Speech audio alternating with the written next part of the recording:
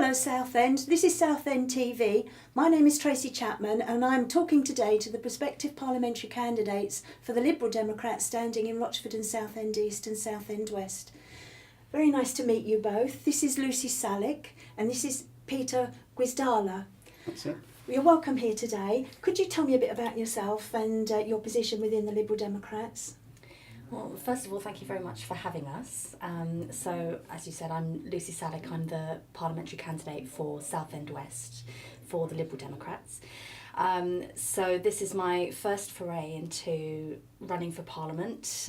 This is a new thing for me, and I'm really delighted that Southend West were interested in having me be their candidate. This is one of the more interesting elections in British history, I think, and it's a real privilege to be able to stand for such a wonderful place. And what's your association with Southend, Lucy? Well, really, it's about having the opportunity to stand. As you know, this came as a bit of a surprise for everyone. I was interested in standing for Parliament, and Southend West was, lucky for me, one of the seats that came up, and it's such a fantastic place.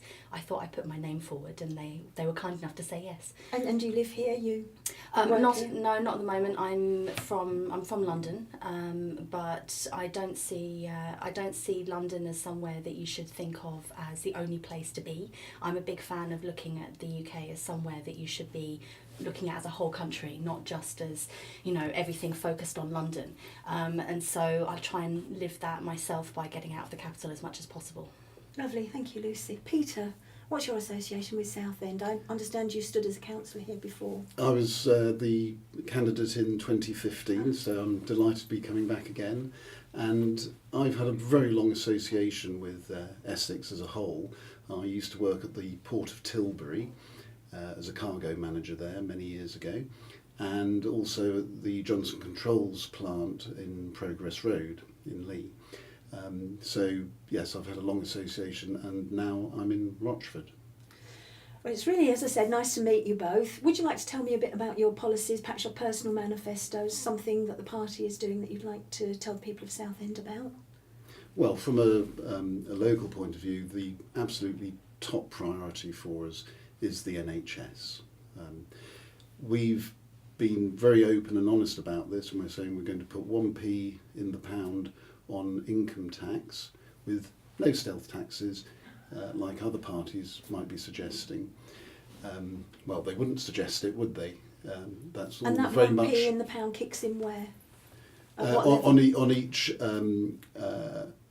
tax band above the threshold, which incidentally was a Lib Dem policy under the coalition government, where we said that we would increase the the tax-free threshold to £10,000, and that has been continued, and it's now at £11,500. So that is a definite Lib Dem policy. When you get Lib Dems in government, they're doing things for ordinary people. So that's lifted a lot of people out of tax. So it kicks in at the very basic rate of income tax? Yes, and it's the equivalent of the price of a coffee or a pint of beer each week.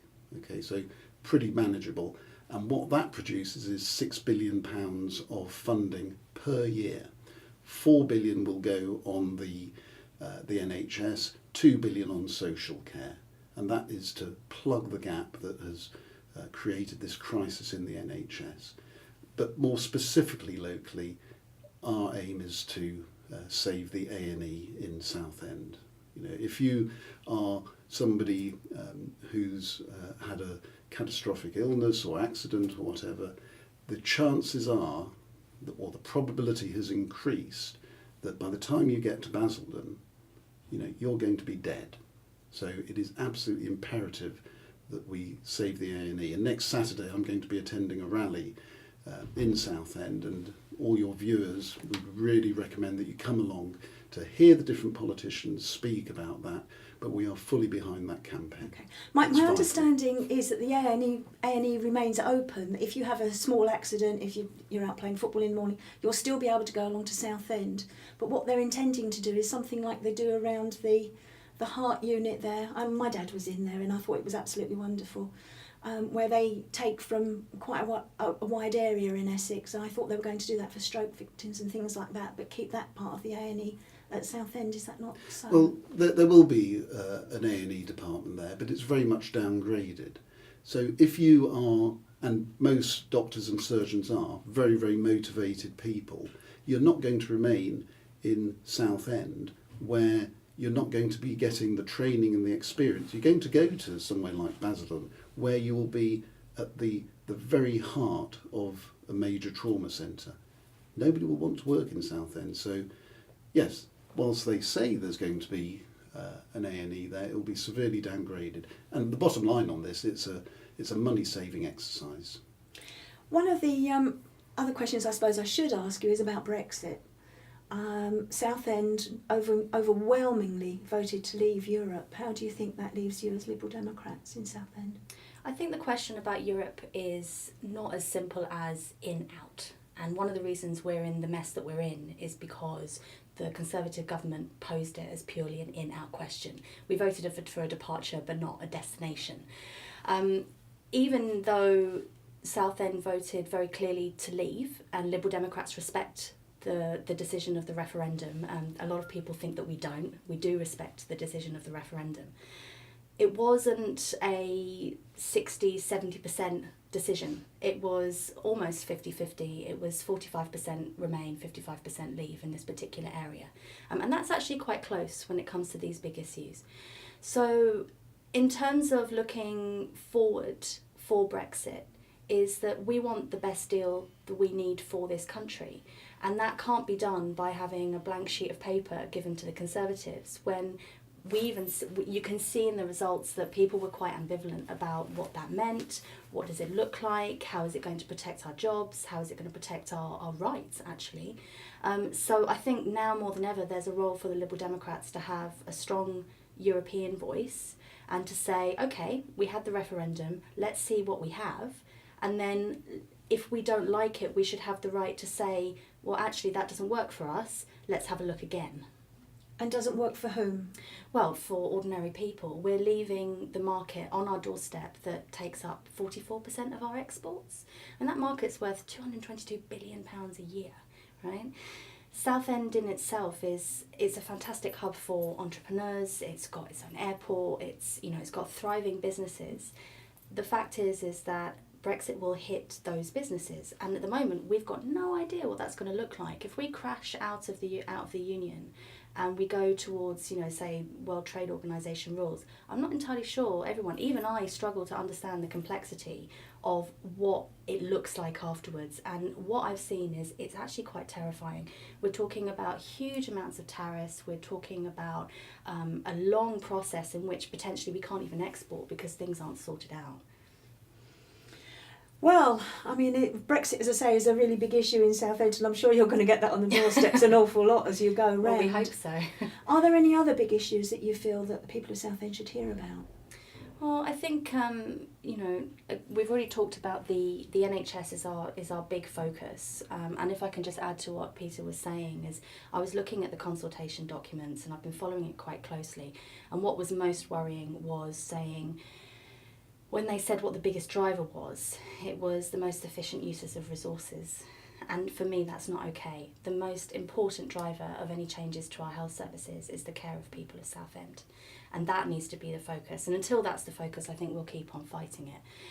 In terms of other areas of policy, we're very interested in making sure that education is fit for purpose. There's some fantastic schools within the area, but there's also a couple that are struggling. And at the moment, the Conservatives are quite an ad hoc approach. They're talking about building new grammar schools. Well, what about the kids who are not in grammar schools, who actually need, better investment in their classrooms, making sure there's proper funding available, good teachers, quality education. Education is about everyone, not just those who can afford tutors to get through the 11+.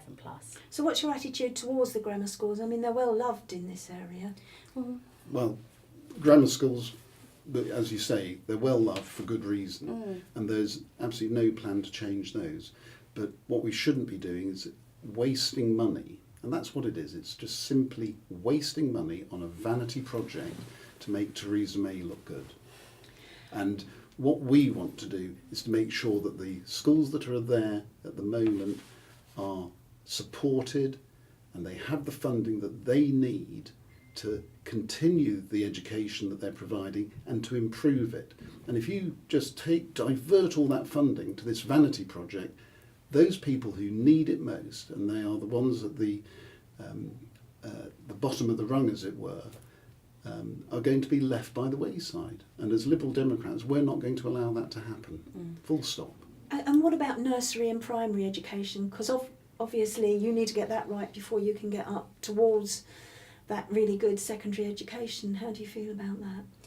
Well, I was quite interested to read recently that the Conservatives are coming out with a policy that is extending free childcare to, I have to remember the details, but they're extending the free offer that's currently available for 2-year-olds.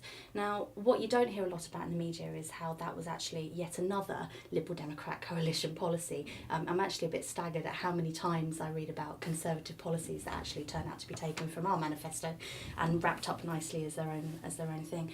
Along with the pupil premium pupil premium as well, free school lunches, yes. The list goes on. Paternity leave. All of these things. All good Lib Dem policies. Yeah.